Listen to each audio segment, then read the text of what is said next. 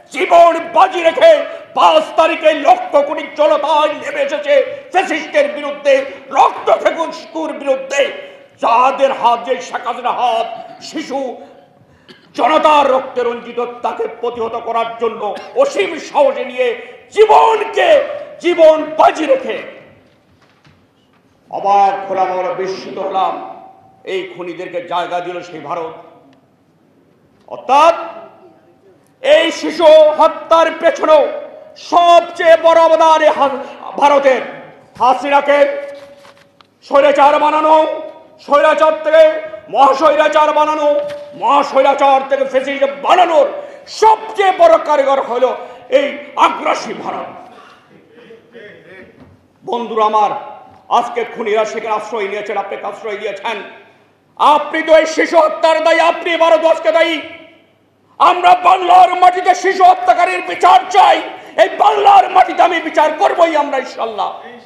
আপনি তাদেরকে ভারত প্রশ্রয় দিয়ে বাংলাদেশের শিশুদের শহীদের রক্তের সাথে বিশ্বাসঘাতকতা করেছেন। আমার স্বাধীনতা সার্বভৌমত্বের সাথে আপনি বেইমানি করছেন, দুশ্মনী করছেন। আমরা সেটা মেনে নেব না। আমরা পাকিস্তানিকে দাঁড়িয়েছি, আমরা আগ্রাসী ভারতের দাসত্ব করার জন্য নয়। এরা বীরের জাতি। আমার সার্বভৌমত্বের উপর যখন আঘাত আছে, আমার বন্ধুর উপর যখন আঘাত আসে, আমার ধর্মের উপর যখন আঘাত আসে, তখন আমরা বাঙালিরা, বাংলাদেশের মানুষ কখনো বসে থাকেনি, রুখে দাঁড়িয়েছে। পাকিস্তানিদের আমরা তাড়াতে পেরেছি, ইনশাআল্লাহ আগ্রাসী ভারতকে আমরা তাড়াতে পারবো।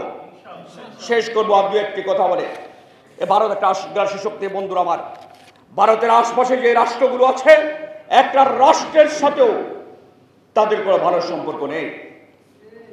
পাকিস্তানদের সাথে জন্মগত দ্বন্দ্ব, ভুটান যান মুখ দেখা থেকে নেই, হিন্দু রাষ্ট্র নেপালে যান ওহিরকম সম্পর্ক, শ্রীলঙ্কার সাথে দ্বন্দ্ব, বার্মার সাথে দ্বন্দ্ব, কোনো দেশের সাথে তাদের সম্পর্ক নেই।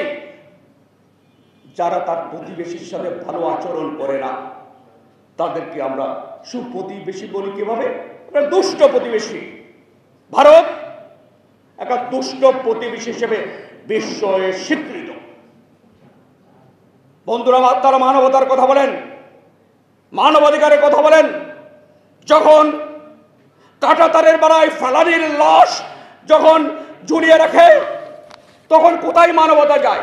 তোমাকে আমি মানবতাকারী দেশ হিসেবে, বা তুমি মানবতার পক্ষের দেশ, সেটা আমি বুঝি কিভাবে? তারা সাম্প্রদায়িক সম্প্রীতির কথা বলেন। যখন বাবরি মসজিদ ভেঙে রাম মন্দির করেন, তখন কি সাম্প্রদায়িকতা নষ্ট হয় না? কাকে সাম্প্রদায়িকতা শিকার? দুনিয়ার ইতিহাসে সবচেয়ে বড় সাম্প্রদায়িক দেশ হলো ভারত, যেখানে তার সংখ্যালঘুদেরকে আপনার সুষ্ঠুভাবে সুন্দরভাবে তারা চলতে দেয়, তারা আবার সবক দেয় বাংলাদেশকে।